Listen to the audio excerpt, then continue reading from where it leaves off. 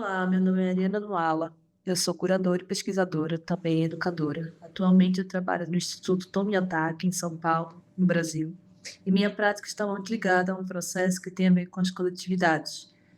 Como os coletivos são diagnósticos sobre essas relações de poder e sua impermanência. Então eu começo a pensar na minha cidade, que é Recife, que fica no Nordeste do Brasil,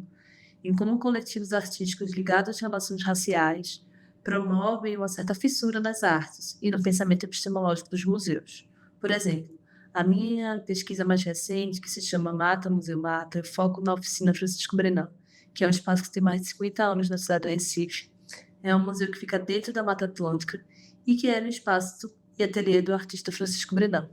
E como esse museu, ao se institucionalizar, reflete de alguma maneira as fronteiras que ele tem com essa mata, essa floresta e o que o cerca. E essa mata, que é usada e vista como um ser, justamente com comunidades que moram ao redor, que praticam não só questões ligadas à religiosidade de matriz indígenas e africanas, mas também exercem um outro tipo de saber, ligado aos animais, às plantas e todo um processo de agente espiritual que envolve aquele território. E como esse museu, de repente, não conseguiria abarcar na sua origem de direção, na sua gestão, todos esses outros fatores que estavam ali se relacionando junto a ele. Então, nessa pesquisa, eu volto a arquivos, penso no quilombo do Catucá, que era um quilombo que estava ali no século XIX, entre 1817, e que ele ainda é um quilombo que existe na cidade de Goiânia, mas ele tinha uma extensão enorme de Recife até essa outra cidade, que é Goiânia, que fica em outro estado, que é a Paraíba. E como, na verdade, nos arquivos do próprio museu não se falava sobre esse quilombo, que era um território ao qual o museu, de alguma maneira, estava. Então, como a gente pensa um programa enquanto curadoria a partir de uma dívida? Como é que a gente cria um programa que esteja atrelado ao processo de vizinhança, a um processo também de entendimento dos próprios métodos que são possíveis de pensar a museologia respeitando esses seres e essa situação toda que acontecia, por exemplo, na mata, que está ali atrelado ao museu.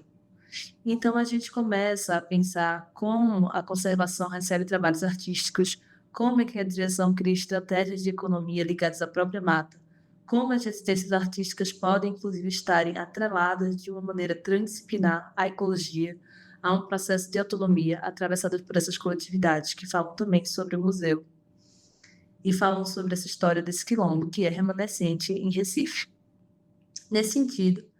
é quase como se a curadoria pudesse criar um contrafeitiço, porque, no final das contas, a gente está falando de uma briga epistêmica ligada às religiões e como esse pensamento, que é um pensamento de organização de sociedade, está atrelado, digamos assim, a uma certa ideia de cristianismo, a uma certa ideia de monocultura, porque a gente está falando sobre um museu que foi também engenho e que, em algum momento, como é que a gente consegue fazer um contrafeitiço dentro de todas essas organizações? Então, o contrafeitiço entra ali, com a colaboração de outros artistas, de outros agentes, de um princípio de gestão coletiva que poderia, de fato, não necessariamente se transformar por todo o museu, mas se tentar outras formas de olhar e outras formas de habitar esse espaço.